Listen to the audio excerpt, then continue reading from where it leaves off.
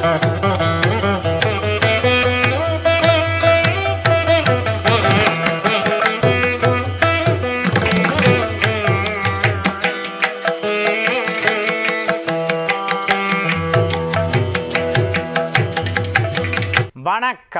தென்னாடுடைய சிவனே போற்றி, எந்நாட்டவர்க்கும் இறைவா போற்றி. இன்றைய தேதி 22/11/2024 வெள்ளிக்கிழமை, குரோதி வருடம் கார்த்திகை மாதம் 7ஆம் தேதி. ஆயில்ய நட்சத்திரம் இரவு 9:52 வரை இருக்குது. அதுக்கப்புறமா மகம். இன்னைக்கு தேய்பிரை சப்தமி, யோகம் நன்றாக இல்லை. சந்திராஷ்டமம் தனுசு ராசிக்கு. ராகு காலம் 10:30 12, யமகண்டம் 3 4:30, குளிக நேரம் 7:30 9. நல்ல நேரம் எனப்படும் சுப ஓரைகள் காலை 6 முதல் 9 மணி வரை, 10 முதல் 10:30 மணி வரை, 1 மணி முதல் 3 மணி வரை, 5 முதல் 6 மணி வரை, 8 மணி முதல் 11 மணி வரை. இன்றைய கிரக நிலவரம்: ரிஷபத்தில் குரு, கடகத்தில் சந்திரன் செவ்வாய், கன்னியில் கேது, விருச்சிகத்தில் சூரியன் புதன், தனுசில் சுக்கிரன், கும்பத்தில் சனி, மீனத்தில் ராகு. இப்பொழுது தெரிஞ்சுக்கலாம் வாங்க பகுதியை பார்ப்போம்.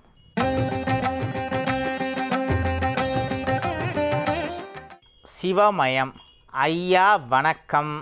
தனுஷ்கோடியில் ராமர் பாதங்கள், திருமலை திருப்பதியில் பெருமாள் பாதங்கள், திருவண்ணாமலை கோவில் பிரகாரத்தின் உட்பகுதியில் அண்ணாமலையார் பாதங்கள், பர்வதமலை உச்சியில் சிவனின் பாதங்கள் என கற்களாலான பாதங்கள் உள்ளன. இவை இயற்கையாகவே அமைந்தவையா அல்லது யாராலும் செதுக்கப்பட்டவையா? அது இயற்கையாகவே அமைஞ்சதா இல்லை யாராலையாவது செதுக்கப்பட்டதாங்கிறத அந்த ஆராய்ச்சி ஒருபுறம் இருக்கட்டும்.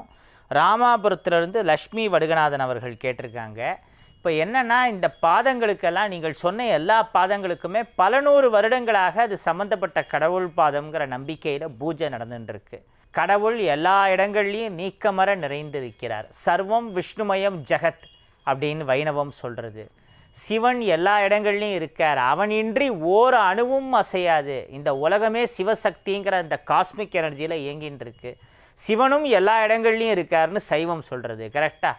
அப்போ சிவனும் பெருமாளும் எல்லா இடங்கள்லையும் இருக்கார். எல்லா இடங்கள்லையும் இருக்கக்கூடிய அந்த கடவுள் பல நூறு வருஷமாக அந்த சம்மந்தப்பட்ட தெய்வத்தோட பாதம்னு நீங்கள் சொல்கிற திருவண்ணாமலை திருப்பதின்னு எல்லா இடங்கள்லையும் இந்த பாதங்களுக்கு பூஜை பண்ணிகிட்டு இருக்காங்களே.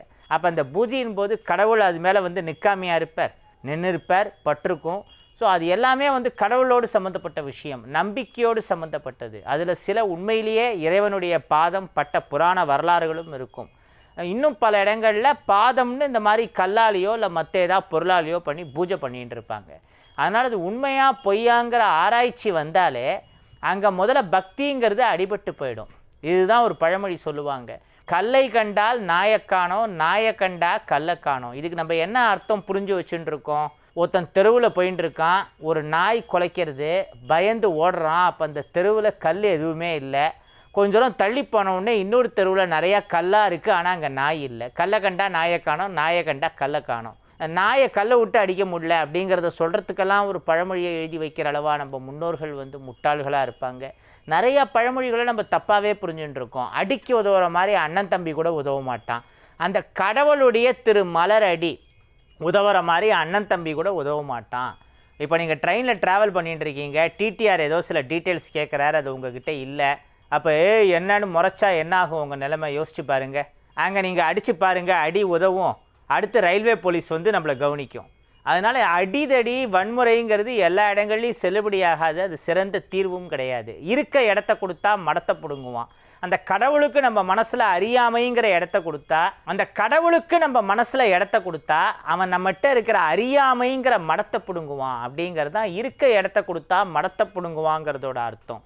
அன்றைக்கெல்லாம் ரோட்டில் போகிறவங்க வரவங்களுக்கெல்லாம் வழிப்போக்கர்களுக்கு திண்ணையோடு வீடு, அந்த திண்ணையில் எல்லாரும் குடிக்கிறதுக்கு தண்ணி, உணவுப் பொருட்களெல்லாம் வச்சு விருந்தோம்பலை உபசரித்த ஒரு ஒப்பற்ற சமூகமாக இந்த தமிழ் சமூகம் இருந்திருக்கு.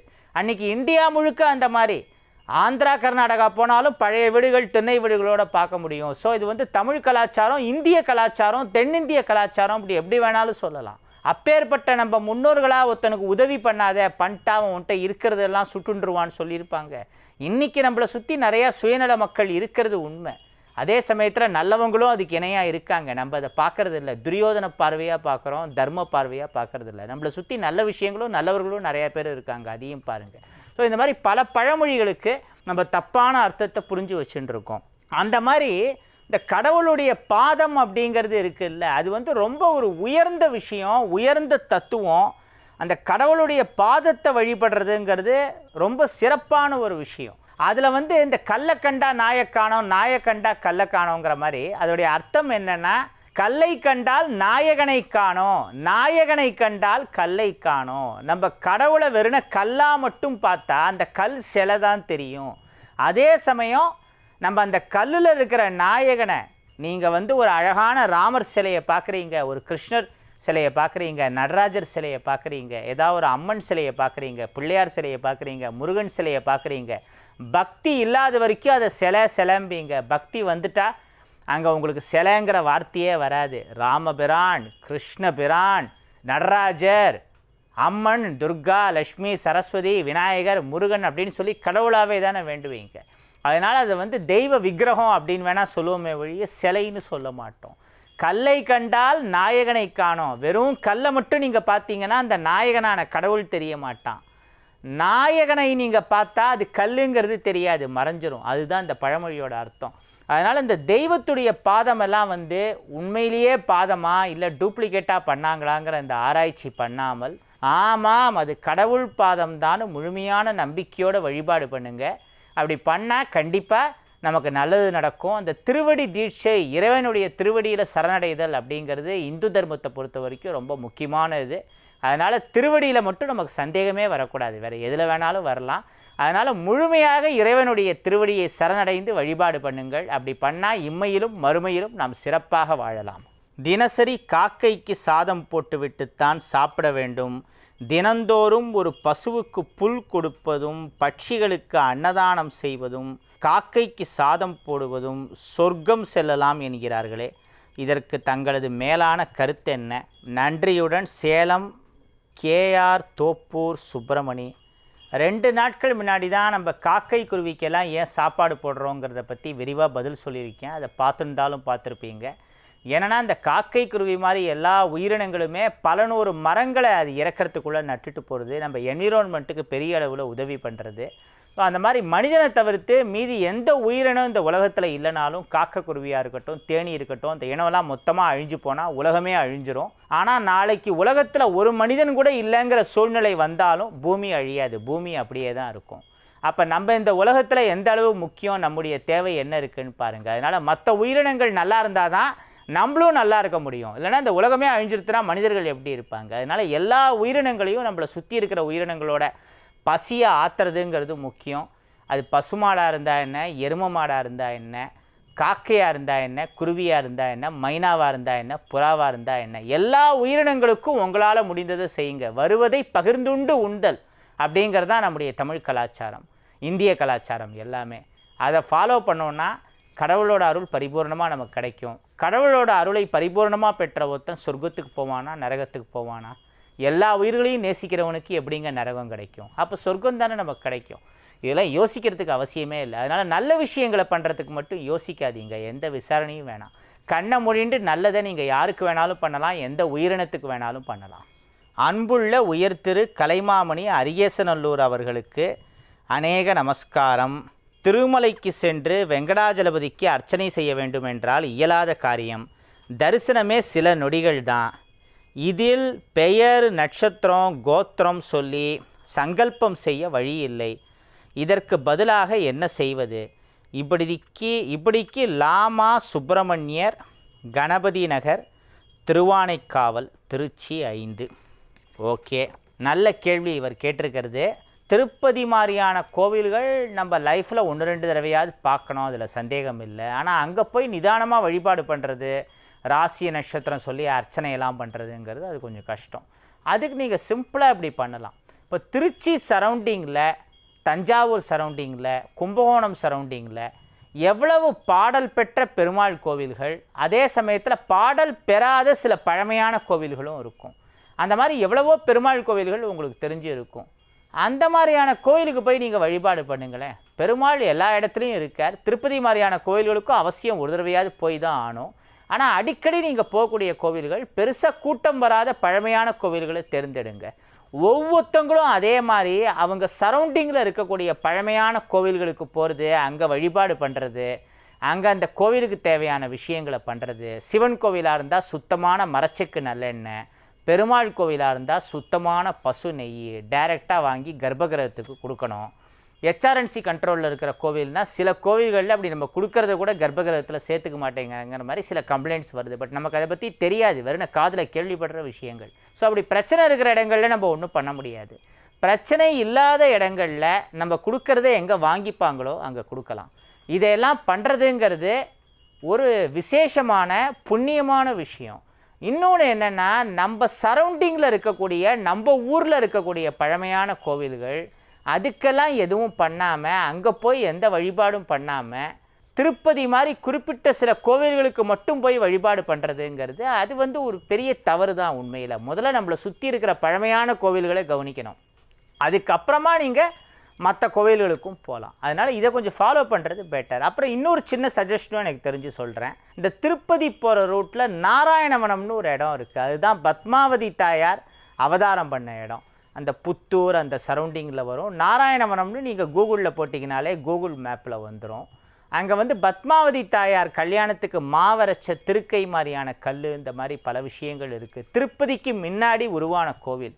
அங்கே கையில் பெருமாள் கல்யாண காப்போடு இருப்பார்.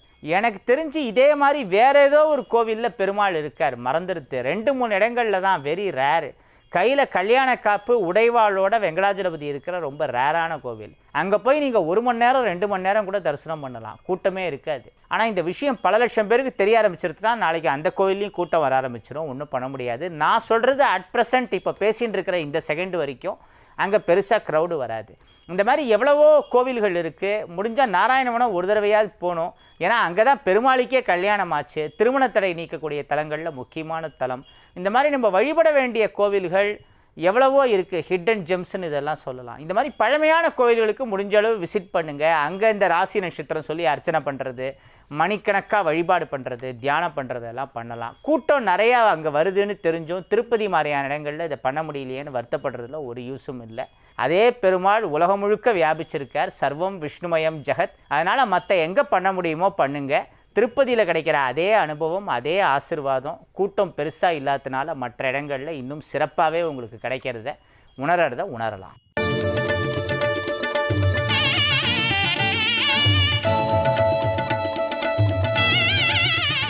மேஷராசிக்கு இன்றைய நாள் மிக சிறப்பான ஒரு நாளாக அமைந்திருக்கிறது. இன்றைய நாள் நட்சத்திரம், திதி, இந்த மாதிரியான எல்லா விஷயங்களும் சிறப்பாக இருக்கிறது. கொஞ்ச நாளாக இந்த ஆரோக்கியத்திலே சின்ன சின்ன பிரச்சனைகள் அந்த மாதிரியான இது மட்டும் வந்துட்டுருக்கும். இப்பொழுது சற்று அதிலே கவனம் செலுத்தி அதற்குரிய உணவு, உடற்பயிற்சி, இந்த மாதிரியான விஷயங்கள்லாம் பண்ணி ஆரோக்கியத்தை கொஞ்சம் கொஞ்சமாக நீங்கள் இப்போ மேம்படுத்தி கொண்டிருப்பீங்கன்னு நினைக்கிறேன். போக போக இன்னும் இது சரியாகும். ஆரோக்கியத்திலும் நல்ல முன்னேற்றத்தை வெகு விரைவிலே நீங்கள் அடைவீர்கள். அந்த ஆரோக்கியம் தவிர்த்து மற்ற விஷயங்கள், தொழில் மாதிரியான இது, சுற்றி இருக்கிறவங்க, குடும்ப நிலை, அப்புறம் நண்பர்கள், இந்த மாதிரியான இது பார்க்குறப்போ எல்லா தரப்பிலிருந்துமே உங்களுக்கு நல்ல விஷயங்கள், மகிழ்ச்சியான செய்திகள்ங்கிறது வர ஆரம்பிக்கும். ரிஷபராசி என்று எடுத்துக்கொண்டால் இன்றைய நாள் ரொம்ப சிறப்பான நாளாகவே இருக்கிறது. கொஞ்ச நாளாக உங்களுக்கு நீடித்து கொண்டிருக்கும் இந்த பரிவர்த்தனா யோகம் மாதிரியான விஷயம் பெரிய அளவில் கை கொடுக்கும். குறிப்பாக நீங்கள் யாராவது சில பார்ட்னர்ஸோடு சேர்ந்து சில பிஸ்னஸ்ஸுங்கிறத இப்போ பண்ணிகிட்டு இருப்பீங்க. பொதுவாக இந்த பிஸ்னஸில் பார்ட்னர்ஸை பாதி பேரால், ஏன் முக்கால்வாசி பேரால் நம்ப முடியலன்னு சொல்லலாம். கூடவே இருந்து ஒரு நல்ல லெவலுக்கு பிஸ்னஸ் வந்த உடனே இது என்னால் தான் ஆச்சு, ஒன்றால் தான் ஆச்சுன்னு ஒரு ஈகோ அந்த 2-3 பேருக்குள்ளே ஸ்டார்ட் ஆகிடும். ஒத்தங்கால இன்னொருத்தன் வாரி லாஸ்ட்டில் எவனுமே உருப்பட மாட்டான். இந்த மாதிரி நிறையா வியாபாரங்கள் எனக்கு தெரிந்தே என் கண் முன்னாடியே முடங்கி இருக்குது. அதனால தான் நம்ம ஒரு விஷயம் ஆரம்பிக்கிறப்போ அதில் பார்ட்னர்ஸே யாரும் சேர்த்துக்கூடாது, நல்லதோ கெட்டதோ நம்மளே சோலோவாக பண்ணணுங்கிற முடிவோட நிறையா பேர் இன்றைக்கி இறங்கிறதுக்கு காரணம் என்னென்னா, இந்த மாதிரி சுற்றியூர இருக்கிறவங்க பல பேருக்கு ஏற்பட்ட ஒரு பாதிப்பு. பார்ட்னர்னால் நம்ப முடியல. நம்ம சொந்தக்காரங்களே யாராவது சேர்த்துருந்தாலும் அவங்களும் காலவாரி விடுற விஷயங்கள் மாதிரியான இதுங்கிறதும் நடந்துன்னு தான் இருக்குது. இந்த மாதிரியான சூழ்நிலையில் ரிஷபராசியை சேர்ந்தவர்கள் சில பார்ட்னர்ஸோடு சேர்ந்து சில பிஸ்னஸ் மாதிரியான இதெல்லாம் பண்ணுவாங்க. ஆனால் மற்றவங்க ஆச்சரியப்பட்டு மூக்கில் விரல் வைக்கிற அளவு அப்படியே வாயை பிளக்கிற மாதிரி உங்களுடைய பார்ட்னர்ஸு நிறையா நல்ல விஷயங்களை உங்களுக்கு பண்ணுவாங்க, நம்பிக்கையாக இருப்பாங்க. அந்த பார்ட்னர்களின் உதவியால் நீங்களும் பலனடைவீர்கள், அவர்களும் பலனடைவார்கள். அந்த மாதிரியான யோகம் பல ரிஷபராசியினருக்கு ஏற்பட வாய்ப்பு இருக்குது. மிதுன ராசி என்று எடுத்துக்கொண்டால் இன்றைய நாள் மகத்தான ஒரு நாளாக இருக்கிறது. திடீர் திருப்பமாக பல ஆண்டுகளாக சந்திக்காத நபர்கள் யாரேனையும் நீங்கள் சந்திப்பீர்கள். அவங்க ஏற்கனவே உங்களுக்கு பழக்கமானவர்களாக இருப்பார்கள், நன்கு பரிச்சயமானவர்களாக இருப்பார்கள், நன்றாக தெரிந்தவர்களாக இருப்பார்கள், அறிந்தவர்களாக இருப்பார்கள், உங்களை புரிந்தவர்களாகவும் இருப்பார்கள். ஆனால் சில வருஷமாக டச்சே இல்லாமல் இருக்கும், காலம் சூழ்நிலை இந்த மாதிரி. இப்போ அவங்களுடைய சந்திப்பு உங்களுக்கு ஒரு நல்ல மனமகிழ்ச்சியை ஏற்படுத்தும். எனக்கு தெரிஞ்சு இந்த மாதிரி நிறையா விஷயங்கள் சொல்லலாம். உதாரணத்துக்கு நம்ம ஃப்ரெண்டு ஒருத்தர் பேர் ராஜகுருன்னு பேர். 22 வருஷத்துக்கு முன்னாடி அவர் மைசூரில் இருந்தப்போ ஏதோ ஒரு காலேஜில் படிச்சிருக்கார். அங்கே அவரோட ஃப்ரெண்டு ஒருத்தர். அப்போ அந்த ஃப்ரெண்டோடு சேர்ந்து எடுத்துட்ட ஃபோட்டோஸ் எல்லாம் மெமரியாக இருக்குது. அதுக்கப்புறம் அவர் ஒரு கோடியில் போயிட்டார், இவர் ஒரு கோடியில் போயிட்டார். அந்த ஃப்ரெண்டை மீட் பண்ணணுன்னு ரொம்ப ஃபீல் பண்ணார். ஸோ 22 வருஷமாக ஒருத்தருக்கு அந்த ஒரு கோடி இந்த ஒரு கோடின்னு காணாமல் போய் லாஸ்ட்டாக 2 பேரும் அடையாறில் தான் இருக்காங்க. 4 வருஷமாக இருக்காங்க, ஒருத்தருக்கு மீட் பண்ணல. ஏன்னா அடையாறுங்கிறது என்ன, ஒரே ஏரியானாலும் எவ்வளோ பெரிய ஏரியா அது. 4 வருஷமாக ஒரே ஏரியாவிலேருந்து 2 பேர் மீட் பண்ணல. அந்த மாதிரி நீங்கள் வாழ்க்கையில் இவ்வளோ நாளாக பார்க்காத சில நபர்கள் அப்படின்னு இருப்பாங்க. பார்த்தே ஆணும்னு நீங்கள் நினைக்கிற சில நபர்களை இப்போ பார்த்து பேசுவதற்கான வாய்ப்பு மிதுன ராசியினருக்கு ஏற்படுத்தும். அந்த மாதிரியான சந்தர்ப்பங்கிறது உங்களுக்கு வரும். கடகராசின்னு எடுத்துட்டா இன்றைய நாள் ரொம்ப சிறப்பான நாளாக இருக்கிறது. உங்கள் ராசிக்கு பலமே சந்திரன். அந்த சந்திரன் நல்ல நிலையில் இருக்கிறதுனால உங்கள் மனநிலை ரொம்ப சிறப்பாக இருக்கும். இப்போது சந்திர கிரகணத்தை என்ன சொல்லுவாங்க, லூனார் எக்லிப்ஸ் அப்படின்னு சொல்லுவாங்க. சூரிய கிரகணத்தை சோலார் எக்லிப்ஸ் அப்படிம்பாங்க. ஒருத்தன் மனநிலை சரியில்லைன்னா லுனாட்டிக் அப்படிம்பாங்க. லுனாட்டிக்குங்கிறது எதை குறிக்கக்கூடிய விஷயம், லூனாருங்கிறது மூணை குறிக்கக்கூடிய விஷயம், சந்திரனை குறிக்கக்கூடிய விஷயம். அதனால் சந்திரன் ஒருத்தருக்கு ரொம்ப ஸ்ட்ராங்காக இருந்தாலே அவங்க மைண்டு ஸ்ட்ராங்காக இருக்கும். மைண்டு ஸ்ட்ராங்காக இருந்தாலே எடுக்கிற டெசிஷன்ஸும் ஸ்ட்ராங்காக இருக்கும். நம்ம எடுக்கிற டெசிஷனும் ஸ்ட்ராங்காக இருந்தால் லைஃபோட பேஸ்மெண்ட்டும் ஸ்ட்ராங்காக இருக்கும், பில்டிங்கும் ஸ்ட்ராங்காக இருக்கும். அப்படி இல்லைனா பில்டிங்கு பேஸ்மெண்ட்டு ரெண்டில் ஏதாவது ஒன்று வீக்காக ஒன்று ஸ்ட்ராங்காக ஆகிடும். ஸோ நம்முடைய லைஃப்பை ஸ்ட்ராங் ஆக்கிறதுக்கு எது ரொம்ப முக்கியமான விஷயம், நம்ம மைண்ட் சயின்ஸுங்கிறது மற்ற எல்லாத்த விட ரொம்ப பெரிய விஷயம். சில பேருக்கு உடல் ரீதியாக சில பிரச்சனை இருக்கும், ஜாதக ரீதியாகவும் சில பிரச்சனை இருக்கும், விதிப்படி முடியவே முடியாதுன்னு இருக்கிற சில விஷயங்கள் கூட அவங்க மனநிலை ஸ்ட்ராங்காக இருக்கிறதுனால தன்னம்பிக்கை கடவுள் நம்பிக்கை ரெண்டுமே ஸ்ட்ராங்காக இருக்கிற பட்சத்தில் அப்படி முடியாத சில விஷயங்களையும் சில பேர் மாற்றிய வரலாறுகள்ங்கிறது நிறையா இருக்குது. அந்த மாதிரி உங்களுக்கு இப்போ சந்திரன் ஸ்ட்ராங்காக இருக்கிறதுங்கிறது பெரிய ப்ளஸ் பாயிண்ட்டு. அதனால் உங்கள் வாழ்க்கையில் அடுத்தடுத்து பல மாற்றங்கள் வரதை உங்களால் நல்லா உணர முடியும். சிம்மராசிக்குன்னு எடுத்துட்டா இன்றைய நாள் மிக ஒரு அற்புதமான நாளாக இருக்குதுன்னு சொல்லலாம். குறிப்பாக சொல்லணுன்னா இந்த கிட்ஸ் சம்மந்தப்பட்ட விஷயங்கள், கிட் கார்டன்ஸ்னு சொல்லுவாங்க. குழந்தைகளுக்கு சில விஷயங்களை கற்றுத்தர மாதிரியான ஸ்கூலு, அதுக்கப்புறம் குழந்தைகளுக்கான சில பொருட்கள், டாய்ஸ் சம்மந்தப்பட்ட விஷயம், குழந்தைகளுடைய உணவு சம்மந்தப்பட்ட தயாரிப்பு, இந்த மாதிரி இந்த குழந்தைகள் சம்மந்தப்பட்ட விஷயங்கள்லாம் யார் இருக்காங்களோ அவங்களுடைய துறை, அவங்களுடைய பொருளாதாரம் அதெல்லாம் பல மடங்காக உயருவதற்கான வாய்ப்புங்கிறது இருக்குது. அண்ட் இன்னொன்று ரொம்ப முக்கியமான ஒரு விஷயம்னு சொல்கிறதா இருந்தால், உங்கள் நண்பர்கள் வழியிலையும் சரி உங்கள் உறவினர்கள் வழியிலையும் சரி திடீர்னு புதுசாக சில ஆதரவு கரம் அப்படிங்கிறது நீட்டப்படும். அதன் மூலமாக உங்களுடைய வாழ்க்கையில் அருமையான சில விஷயங்கள்ங்கிறது நடக்கும். நீங்கள் எந்த ஒரு விஷயத்தை இம்ப்ளிமெண்ட் பண்ணணும், நடத்தி காட்டணும்னு நினச்சிட்டு இருக்கீங்களோ அதுக்கு தடையாக சில விஷயங்கள் இருந்திருக்கும். அந்த தடைகளை எல்லாம் உடைப்பட்டு நீங்கள் அற்புதமான சில விஷயங்களை செய்வதற்கான நாளாக இன்றைய நாள் உங்களுக்கு மாறுவதற்கான வாய்ப்பு அதிகமாகவே இருக்குது. அடுத்து கன்னிராசின்னு எடுத்துட்டா மிக சிறப்பான நாளாக இன்றைய நாள் இருக்கிறது. உங்களுடைய மனம் குளிரக்கூடிய சில விஷயங்கள் அப்படிங்கிறதும் நடக்கும். அது ஒரு பக்கம். இன்னொரு புறம் இந்த பணிசுமை மாதிரியான விஷயம், ஸ்ட்ரெஸ்ஸு, டென்ஷன், அதனால் இருக்கக்கூடிய பாதிப்புகள் அதுவும் சரியாகும். அண்டு உங்களுடைய உறவினர்கள் மூலமாக நண்பர்கள் மூலமாக நீங்கள் எதிர்பார்த்த சில விஷயங்களை செய்யக்கூடியது அண்ட் சில முக்கியமான பொறுப்பில் இருக்கக்கூடிய உயர் அதிகாரிகள், அரசியல் சார்ந்தவர்கள், அவர்கள் மூலமாக சில அனுகூலங்கள் ஏற்படுவது, அதையெல்லாம் இப்போது கன்னிராசிக்கு நடப்பதற்கான வாய்ப்பு வலுவாக இருக்கிறது. அடுத்து துளாராசின்னு எடுத்துட்டா, துளாராசிக்கு இன்றைய நாள் ரொம்ப சிறப்பான நாளாக இருக்கிறது என்று சொல்லலாம். குறிப்பாக இந்த போட்டித் தேர்வுகள், டிஎன்பிஎஸ்சி மாதிரியான விஷயம், அதெல்லாம் எழுதி பல நாள் காத்துட்டுருக்கிறவங்க, கவர்மெண்ட் ஜாபுக்காக ட்ரை பண்ணிட்டு இருக்கிறவங்களுக்கு இப்போ அந்த மாதிரியான சில விஷயங்கள் கனியக்கூடிய நாளாக, அரசு தரப்பில் முக்கியமான சில பொறுப்புகளுக்கு செல்லுதல், அது சம்பந்தப்பட்ட முக்கியமான பதவிகள் கிடைத்தல், அல்லது அது சம்பந்தப்பட்ட அனுகூலங்கள் கிடைத்தல், இந்த மாதிரியான விஷயம்லாம் நடக்கும்.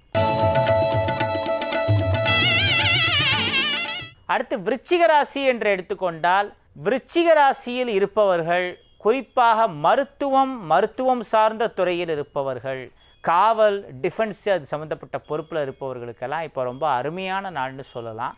பொதுவாக மேஷம், விருச்சிகம்லாம் செவ்வாய் வீடு. இந்த செவ்வாய்ங்கிறது எதை குறிக்கும்? காவல்துறை, இராணுவம், மருத்துவம், இது எல்லாமே செவ்வாயை குறிக்கக்கூடிய விஷயம். செவ்வாய் மங்கள கிரகம், அதனால தான் மங்களன் அப்படின்னு அவனுக்கு ஒரு பேரே இருக்குது செவ்வாய்க்கு. செவ்வாய் நல்ல விஷயங்களை மட்டும்தான் பண்ணும். இன்னொன்று, குருவாகவே இருந்தாலும் அது எந்த இடத்துல சேரடுதுங்கிறத பொறுத்து இருக்குது. குரு நல்லது பண்ணும், ஆனால் 10ல் குரு நல்லது பண்ணுமா? 10ல் குரு பதவியை பறிக்குங்கிறது தெரியும். அந்த 10ல் குரு கூட சில பேருக்கு நல்லது பண்ணுங்கிறதுக்கு டெக்னிக்கலாக ஜோசியத்தில் சில காரணங்கள் இருக்குது. அதெல்லாம் என் அப்பா சொன்னால் தான் கரெக்டாக இருக்கும். எதுக்கு சொல்ல வரேன்னா, எல்லா கிரகங்களுமே நல்ல கிரகங்கள் தான். ஸோ கெட்ட கிரகம்னு எதையுமே ஒதுக்கி வைக்கக்கூடாது. எந்த கிரகமாக இருந்தாலும் நம்ம முற்பிறவியில் என்னெல்லாம் பாவ புண்ணியம் பண்ணியிருக்கோம், இந்த பிறவியில் என்ன பண்ணின்னு இருக்கோம், அந்த கிரகங்கள் எதோடு சேர்ந்துருக்கு, என்ன மாதிரி பொசிஷனில் இருக்குன்ட்டு நம்ம கர்மவினைக்கு தகுந்தபடி தான் எந்த கிரகமாக இருந்தாலும் நல்லதோ இல்லை கெட்டதோ பண்ணும். அதனால் செவ்வாய் சுபகிரகம் கிடையாதுன்னு சொல்கிறதே முதல்ல தவறு. சுபகிரகம் தான். அவரவர் கர்மவினைக்கேற்ப எந்த கிரகமாக இருந்தாலும் அந்த கொடுக்க வேண்டியதை கொடுக்கறது, தீர்க்க வேண்டிய கணக்கை தீர்க்கிறதுங்கிறது பண்ணும். அதுக்கு செவ்வாயும் விதிவிலக்கு கிடையாது. அதே சமயம் பொதுவாக பார்த்தால் செவ்வாய் நல்ல கிரகம். அதுவும் மேஷம், விருச்சிகம்லாம் செவ்வாய் வீடே தான். அதனால் உங்களுக்கு இன்னும் அதிக நல்லது செவ்வாய் பண்ணும். இப்பொழுது அந்த செவ்வாயின் மூலமாக செம்மையான விஷயங்கள் உங்களுடைய வாழ்க்கையிலே நடக்கும். தனுசு ராசின்னு எடுத்துட்டா இன்றைக்கும் சந்திராஷ்டமம் இருக்குது. ஒன்றும் பண்ண வேணாம். நோ ஹரி, நோ ஒரி, இந்த 2 விஷயங்களை மட்டும் நீங்கள் ஃபாலோ பண்ணால் போகிறோம். வாழ்க்கை ஜாலியாக இருக்கும். எப்போதுமே இந்த ரொம்ப டென்ஷனாக இருக்குது, ரொம்ப கவலைப்படுறதுங்கிறது பண்ணாதீங்க. ரொம்ப அறக்க பறக்க அவசரமாக பண்ணுறது பண்ணக்கூடாது. ரொம்ப இந்த டிப்ரெஷனாக இருக்குது, டென்ஷனாக இருக்குது, இந்த மாதிரியான விஷயங்கள்லாம் அவாய்ட் பண்ணிக்கணும். மெடிடேஷன் மாதிரியான விஷயங்களில் கான்சன்ட்ரேஷன் பண்ணுங்கள். உங்களுக்கு பிடித்த குருமார்கள், மகான்கள், தெய்வங்களெல்லாம் வணங்குங்க. இதெல்லாம் ஃபாலோ பண்ணால் உங்கள் வாழ்க்கை அருமையாக இருக்கும். மகர ராசிக்குன்னு எடுத்துட்டா இன்றைய நாள் ரொம்ப சிறப்பான நாளாக இருக்குது. குறிப்பாக நீங்கள் திடீர் பயணம் ஏதாவது போகணுன்னு முடிவு பண்ணுவீங்க. ரொம்ப தூரமாக இருக்கக்கூடிய ஏதாவது ஒரு இடம், ஏதாவது ஒரு குளிர் பிரதேசம், மலை பிரதேசம், இல்லை நார்த் ஈஸ்டெல்லாம் நம்ம பார்த்ததே இல்லை. மேகாலயா பார்த்துட்டு வருவோம் எப்படி இருக்குன்னு. அப்படியே சிக்கிம் பார்டர் வரைக்கும் போயிட்டு வருவோம், நாகாலாந்து போயிட்டு வருவோம். அந்த பக்கம் இன்னும் நம்ம பார்க்க வேண்டிய ஹில் ஸ்டேஷன்ஸ் எல்லாம் நிறையா இருக்கே. நம்ம டல்ஹௌசி பார்க்கவே இல்லையே, தரம்சாலா பார்க்கவே இல்லையே. எப்போ பாரு ஊட்டி, கொடைக்கானல்னு போயிட்டு இருக்கோம். சிம்லா போயாச்சு, மணாலி போயாச்சு, மசூரியும் போயிட்டு வந்தாச்சு. தரம்சாலா ஒரு 8 பார்த்துட்டு வந்துடுவோம். டல்ஹௌசி எப்படி இருக்குன்னு பார்த்துட்டு வந்துடுவோம். இப்படி திடீர்னு இது வரைக்கும் பார்க்காத ஏதாவது ஒரு ஜிலுஜிலுன்னு இருக்கிற இடம், குழுகுலுன்னு இருக்கிற இடம், நீங்கள் பார்க்காத ஒரு ஊர். அடுத்து நம்ம பக்கத்து ஸ்டேட்டு ஆந்திரா, கர்நாடகாலலாம் இன்னும் பார்க்க வேண்டிய ஹில் ஸ்டேஷன்ஸ் என்னெல்லாம் இருக்குதுன்னு பாரு. ஆமாம், நந்தி ஹில்ஸ் இன்னும் நம்ம பார்க்கல இல்லை, அது பெங்களூருக்கு பக்கத்தில் தான் இருக்குல்ல. நம்ம நெக்ஸ்ட் அதை மீட் பண்ணுவோம். இப்படி திடீர்னு நீங்கள் என்ன பண்ணுவீங்க, ஏதாவது ஒரு இடம் பார்க்காத இடத்துக்கு போகணுன்னு பயணத்துக்கு கிளம்புவீங்க. அந்த பயணங்களிலே உங்களுக்கு புதிய நண்பர்களுடைய சந்திப்புங்கிறது கிடைக்கும். அது மூலமாக சில விஷயங்கள்ங்கிறது நடக்கும். அங்கேருந்து உங்கள் பிஸ்னஸ் சம்மந்தப்பட்ட ஏதாவது ஒரு கான்டாக்டும் கிடைக்கலாம். அங்கே இருக்கக்கூடிய ஏதாவது ஒரு ப்ராடக்ட் உங்கள் கண்ணில் படுறதை நீங்கள் உங்களுடைய அடுத்த ப்ராடக்டாக உங்களுடைய ஃப்யூச்சர் பிஸ்னஸ் ப்ராடக்டாகவும் மாற்றலாம்.